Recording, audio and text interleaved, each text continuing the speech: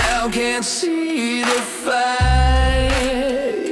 Smoke and mirrors, they lead the way, fooling hearts night after day.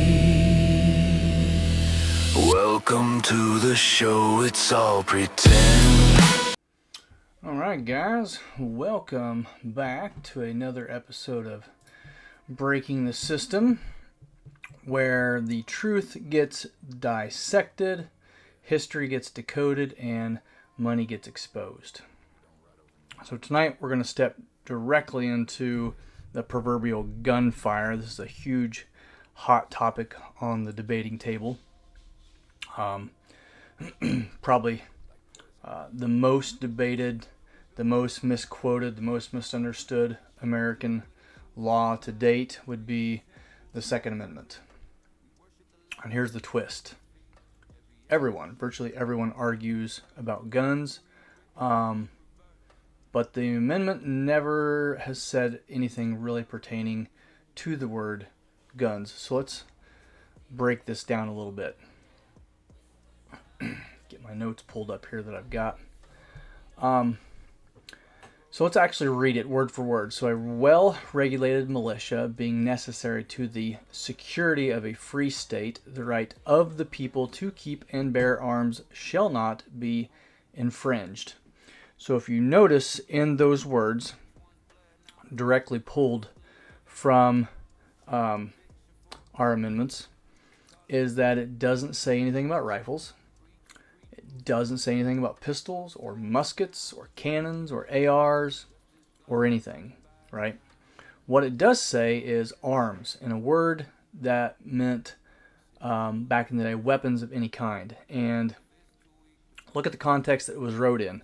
So in 1791, that include things like blades, bayonets, swords, and of course firearms. And so the founders didn't limit the technology, they just described the people. And the reason that they didn't limit the technology is look at how the Constitution was wrote. It was wrote to be flexible, to be mendable in any frame of the society of the United States, right? So as society of the United States changed, as people changed, the Constitution could be molded to meet the needs of those people, as long as it was within the framework of what the Constitution stood for. Okay. So what did the word arms, mean in 1791? Well, in the 18th century, arms was a broad term. It meant the tools a citizen could use to defend. Defend what, you might ask? Well, to defend themselves, to defend their family, to defend their community, and if necessary, their government, whether in foreign or domestic, right? Foreign or domestic. So if the government is not able to protect us, or if the government is the ones that are doing the harm to us, right? We, the people, have that power. And the founders weren't thinking about calibers. And when we talk about calibers of weapons, right? Or calibers of what type of gun was it. They're thinking about the term or the word power. What is government's power? What is a citizen's power, or power of the people?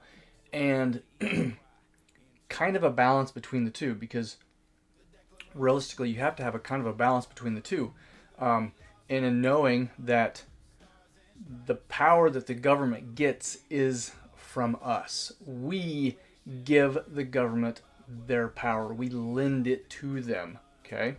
A lot of people have lost the way in thinking that the government is there to protect us and to provide for us and to do all these things. And in reality, it's not. We give up those freedoms to allow the government to protect us. Okay, so it really is a balance there. So why does the word gun never appear? Why didn't the founders just say guns? If they wanted to set up the Second Amendment so that we could bear arms, so that we could have protection, why didn't they just come out and say, you have the right to have this gun and to shoot this gun and to protect yourself, right? Because the founders, once again, they were thinking of this document being like an elastic clause, meaning that it is flexible. And because the Second Amendment is not about just a specific tool per se, it is a concept. The right of free people to own the means to resist tyranny. We were built as a nation of free people. If they had said guns, that would limit the rights to that technology that existed during 1971, right? So think about it. Elastic, right? We're not in 1971 anymore. Things have changed. Technology has increased. And they didn't want limits. They wanted principles that could scale across the vastness of however long America lasts, whether if it was 10 years or 100 years or centuries, okay? So they didn't write laws just for muskets. They wrote laws for the term of freedom. All right, so let's dive into this a little bit more.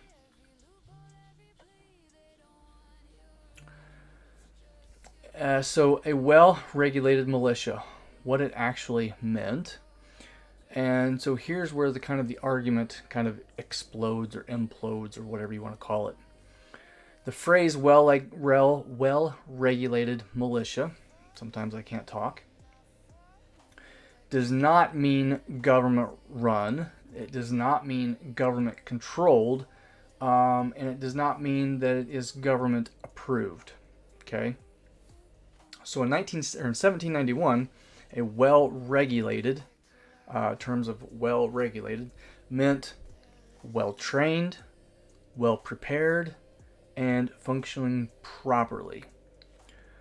So if we think about that, well-trained, well-prepared, functioning properly, what used to be in our school system, in our public education that is no longer there for a majority of the states? And it is that we do not teach across the board, and by across the board I mean in every state across the board,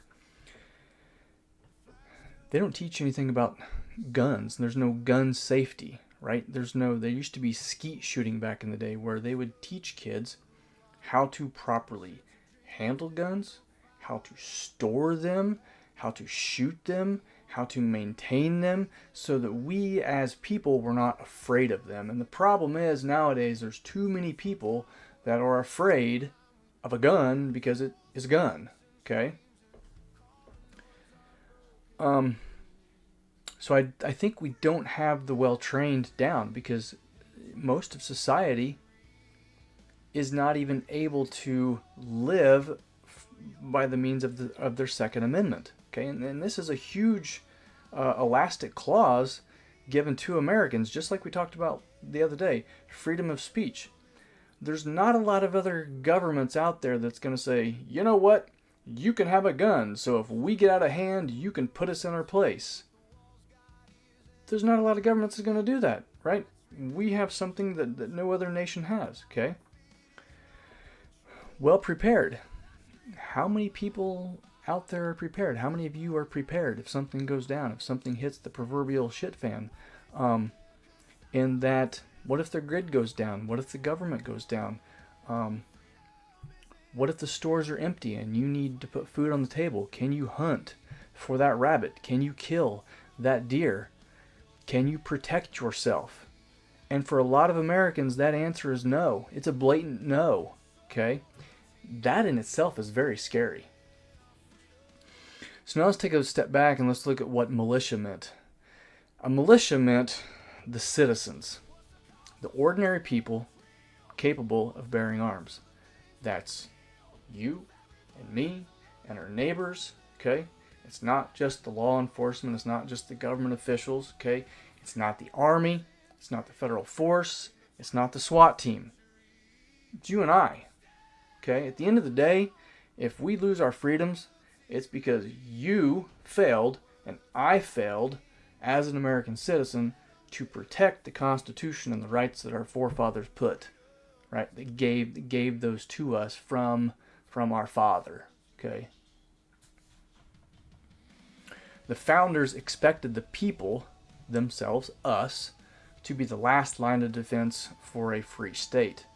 And if you actually pay attention to what other countries say about us, there have been times where they have done interviews with KGB people from Russia as to like, so why didn't Russia come in and take over the United States? Why didn't Russia do this, or why doesn't China do that? It's not because of the military. Okay? Granted, they are scared of some aspects of the military, but what they're really scared of is they don't know if you have a gun, or if I have a gun, or if our neighbor has a gun, and how many bullets, right? They're scared of us, the American citizen, and the freedoms and rights that we have given to us by this Second Amendment, all right?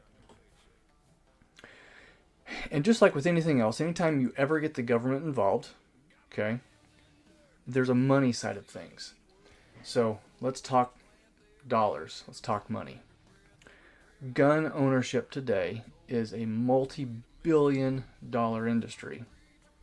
And with that, on the opposite side, comes the controlling aspect. And there is a lot of money that changes hands to say, you can't own that, and I can't own this. Okay? There's a lot of money that goes in with this control. Every election, on both sides, raise money off of fear of things like confiscation, like they're going to come in and take your guns away, fear of crime. When was the last time they made a new law against criminals? Pretty recently. When was the last time they took laws away that were outdated or didn't make sense? I can't think of one, okay? So the fear of crime, every time there's a new law, it just stacks up. You can't do this, and you can't do this, and you can't do this, and you can't do this. And why? Why is it that way? Because we've allowed it. We have allowed our government to do that. And of course, there's a fear of crime and fear of the proverbial other side, right? If you're a Democrat, you fear the Republicans, and if you're a Republican, you fear the Democrats, and if you're left, you fear the right, and if you're right, you fear the left, and white fear the black, and black fear the white, and so on and so forth, and they divide us. Okay, and that's more of that division, because of, once again, every topic that they can divide us on, it means that we have less power at the end of the day. They have more power. Okay, and that's a scary thought to think of too. But the founders weren't just thinking about political fundraising or corporate profits. Remember, that's probably more of like a modern day aspect to it. But they were thinking about keeping power from pooling too tightly in government hands. Remember, that is that whole separation of power between the three branches of government and multiple hierarchies within those three branches. But getting back to the money aspect, speech is control when there's money that's involved within that speech. Fear is also becoming a new form of currency. And sometimes the truth, the real truth, will get lost within those transactions, right? Between the speech and between the fear-mongering and between this and between that, the real translation of truth gets lost somewhere in there. And so let's talk about this core principle of power and freedom, because the more freer you are, the more power you have, but the more power you give up, the less freedom you have. So at its core, the Second Amendment is not about hunting. It's never been about hunting. It's just an argument that a lot of gun owners have to use. They have to use it to keep some of the rights that they have left in some of these states, because some states are extreme when it becomes to being anti-conservative and keeping guns in the hands of citizens, United States citizens. So this idea about the Second Amendment, it's not about hunting. It's not about sport. And it's not even really about personal defense, although personal defense is part of it. It's about this balance of power and in making sure that you and I have power over our government if our government ever gets too tyrannical. Okay? The founders understood something that was timeless, and that a government that controls all of the weapons controls all of the power. Think about it. If they control all of the weapons, they control all of the power. Have you guys ever watched a Cowboys and Indians movie? And who typically wins? Is it the Cowboys or is it the Indians? 9 times out of 10, the Cowboys win because they have far superior weaponry. And it doesn't matter if the cowboy is the good guy or if he is the bad guy, right? And of course, we have been shown throughout history that the cowboy is the true American way, right? And that's the righteous way. When in reality, we slaughtered Indians by the thousands because we conquered them, right? We didn't just take the land from them. We conquered them, okay? So they wrote a rule that didn't tie itself to muskets, right? We're not limiting ourselves to muskets. We're not limiting ourselves to pistols or to any one invention or intervention or anything like that. They wrote a rule that said the people must always have the ability to resist force with force, right? So if you're met with force, if you don't want to become overcome by that force, you have to meet it with at least as much force, if not greater than, and be able to push back against that force. Okay? So, we're going to close on this, right? Because I want to kind of keep these short. And remember, this is all about letting you question the system. Why are we doing things the way that we're doing across the board? Whether it comes to government, laws, regulations, money, power, control, whatever. Why are we doing things the way that we're doing them? Okay? And is there a way that can be changed that is better? And so this is the critical thinking that we have to do, because there are a lot of people within the United States that does not know how to critically think. They just go off the soapbox. Oh, what is this person saying? Well, I've got to believe this. What is this person saying? Well, I've got to do this. Okay? You've got to be able to critically think for yourself and know where your power comes from as being an American citizen. Okay? How are you able to do the things that you're able to do when billions of other people around the world are being literally told day in and day out, you have to shop on this day, you can only buy this item, you can only have these things, you must obey, okay? Are we better? Can we become better by going back to the original documents that the United States was built upon? Okay? And I truly think that we can. All right? So the debate today gets very emotional, it gets very political, and sometimes it can get very personal very fast. And remember, the Second Amendment wasn't written for the politics of the movement. It was written for the protection of liberty in every area. Okay? And I truly believe that. If someone is coming onto your property that you bought, you should have the right to protect yourself by whatever means. Okay? And I was just reading a story just earlier today about this guy that kept getting robbed, and I forget where the story was at. I should have had it pulled up. I apologize about that. But he kept getting robbed, and this group of teens broke into his garage. So he had a gun, and as they were fleeing from his house, he shot one of them, right? And I'm not for sure everything else that led up to that. I'd have to read into it more, okay? But the story goes like he is now getting prosecuted for this, for trying to defend himself. And they claim that, because the perpetrator was fleeing the scene, right? He was not in harm anymore. Of course, how do they know that? They weren't there. It's all hearsay. It all goes by what other people say. Why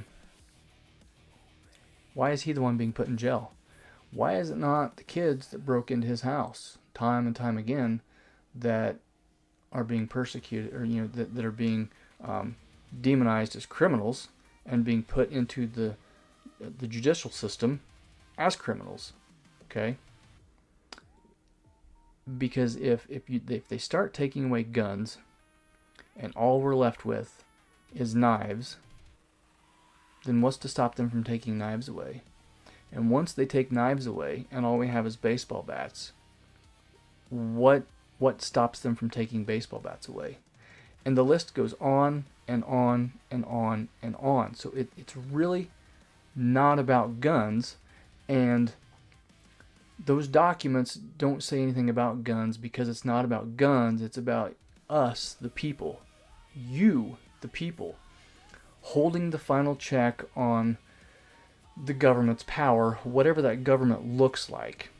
Okay, whatever we have the government of today, or whatever the government of tomorrow looks like, right? You have to be the one, the American citizen, that holds that government in check.